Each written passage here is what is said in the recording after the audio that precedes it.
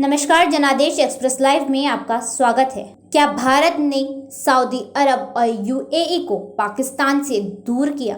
मध्य पूर्व की राजनीति भारत के लिए अहम है और भारत मुस्लिम देशों के लिए। इस्लामी दुनिया के देश जब कोई डील करते हैं और वो भी भारत के सहयोगी देश के साथ, तो इससे सीधे तौर पर भारत जुड़ ही जाता है। अब समझना ये है कि भारत के पक्ष में उठने वाले मुस्लिम देशों के कदम पाकिस्तान की कैसे फजीहत करते हैं। अरब देशों की हलचलें भारत में न सिर्फ महसूस की जाती हैं, बल्कि अरब देश और भारत एक दूसरे को प्रभावित करते हैं। इजराइल और संयुक्त अरब अमीरात के बीच कोई समझौता होता है तो भारत और पाकिस्तान इसके असर से अछूते कैसे रह सकते हैं। विशेषज्ञों की माने तो मुस्लिम देशों की जो दुनिया है फिलहाल वो 3 खेमों में बटी है। ईरान अकेले एक खेमा बनाए खड़ा है तो दूसरे खेमे का नेतृत्व सऊदी अरब और यूएई कर रहे हैं। तीसरा खेमा तुर्की, मलेशिया और पाकिस्तान के गठजोड़ वाला है।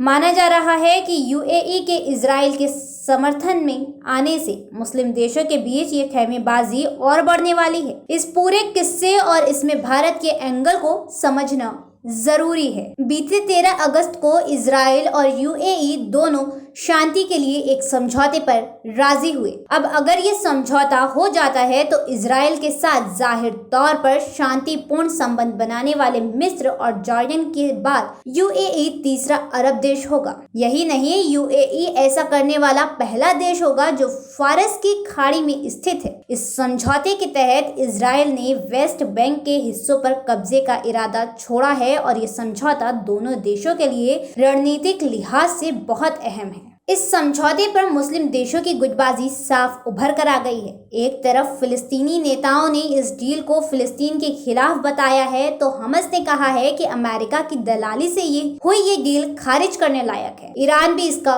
विरोध कर रहा है और इसे मुस्लिमों के साथ गद्दारी बता रहा है। दूसरी तरफ इजिप्ट और जॉर्डन ने इस डील का स्वागत कर इसे शांति की दिशा में अहम बताया है। जाहिर है कि इस डील का असर खाड़ी देशों के राजनीतिक रिश्तों पर असर खासा पड़ने वाला है और इससे भारत अछूता नहीं रह सकता। मध्य पूर्व में क्षेत्रीय सुरक्षा के मोर्चे पर भारत और इजराइल के ख्यालात मेल खाते रहे हैं। भारत के संबंध न केवल इजराइल बल्कि यूएई के साथ भी काफी बेहतर हुए हैं। रिपोर्ट के मुताबिक यूएई के विदेश मंत्री शेख अब्दुल्ला बिन जायद अल नहयान ने भारत के विदेश मंत्री जयशंकर को डील के बारे में पूरी जानकारी दी और भारत ने इस डील का खुले दिल से स्वागत किया। इजराइल में मौजूद पत्रकार के हवाले से खबरें हैं कि सऊदी अरब और यूएई के लिए पाकिस्तान अहम साथी रहा है, लेकिन पिछले कुछ समय में पाक की तुलना में भारत के साथ सऊदी और यूएई के रिश्ते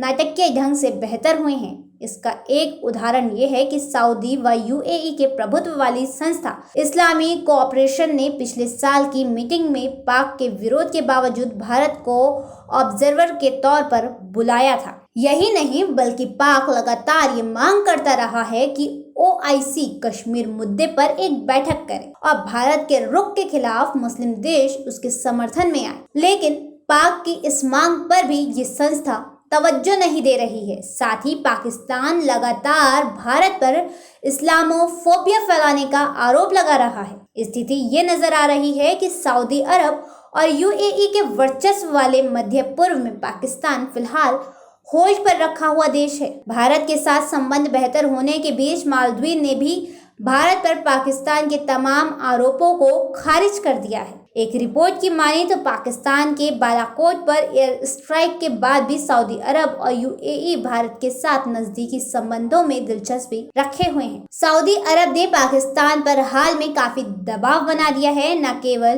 पाक को तेल की सप्लाई बंद कर दी गई है, बल्कि लोन में दे दी गई अरबों डॉलर की काफी बड़ी रकम की वसूली करने के लिए भी सऊदी अरब ने पाकिस्तान को समन भेजना शुरू कर दिया है। इजराइल और यूएई के साथ आने के कदम पर विशेषज्ञ मान रहे हैं सऊदी अरब भी साथ दे सकता है, क्योंकि वो लंबे समय से राजनीतिक रूप से इजराइल के साथ रहा है। पहले भारत और इजराइल के बीच एक एयरलाइन के लिए सऊदी अरब ने अपना एयर स्पेस खोला था। ये भी माना जा रहा है कि सऊदी अरब, यूएई और इजराइल एक पाले में होने की बड़ी वजह है तीनों की ईरान के साथ दुश्मनी। उम्मीद ये भी की जा रही है कि यूएई शांति के जिस रास्ते पर चला है और भी मुस्लिम देश उस पर आएंगे। लेकिन बड़ा सवाल ये है, क्या ये शांति का रास्ता है